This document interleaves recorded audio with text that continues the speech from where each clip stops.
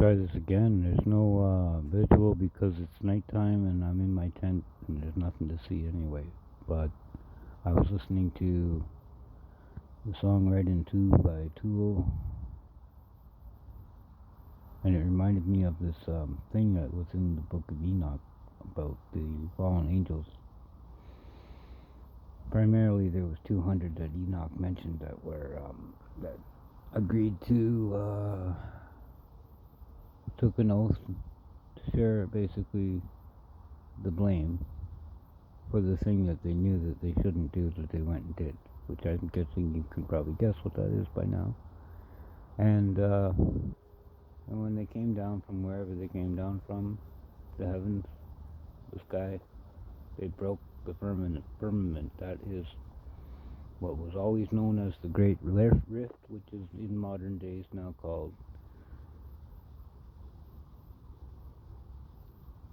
the Milky Way. It's actually a tear in the firmament.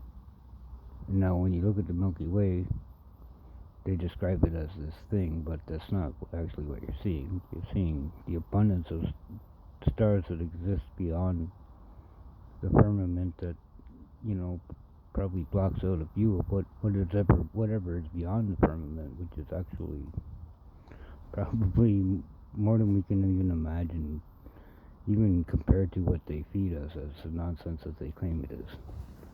Getting back to the point though, right?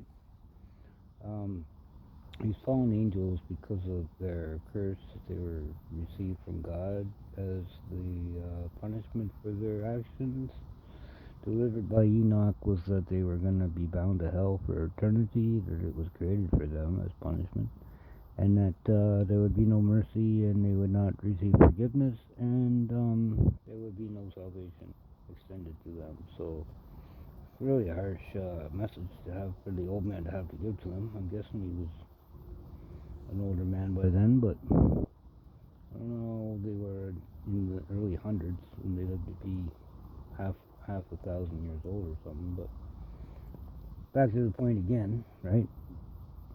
There was this other thing that happened right after they received their sentence, and that was that in their fallen state, which is like I like to call it a demotion, because they were heavenly beings that were in the service of God before they did this thing. So they were demoted to this other position, which was, Satan, whatever you want to think about him, was still the prince of darkness and the ruler of this world. And that's a pretty lofty gig. And these creatures could no longer look to heaven even. They couldn't even look upward toward heaven. So they had no right to ask God for anything. And so they're bound to this wicked, sinful nature that they have now been demoted to, right? Which is now their actual full-time reality based on the actions, the reaction of the action. And so they can't even do anything to fucking change anything, is what I'm trying to say here. Like they're bound this way in this state, and more so than that, with using technology and other manipulations, possibly time travel, they keep turning the tide so that they can perpetuate this limbo, right, where they don't have to receive the sentence. But the only way for them to get out of what they're doing and for this whole war to end is for them to receive their sentence. So that's pretty much my whole thing. That's what all this is about for me, is to bring about that sentence, finish them, put them where they belong, put everything where it belongs, right?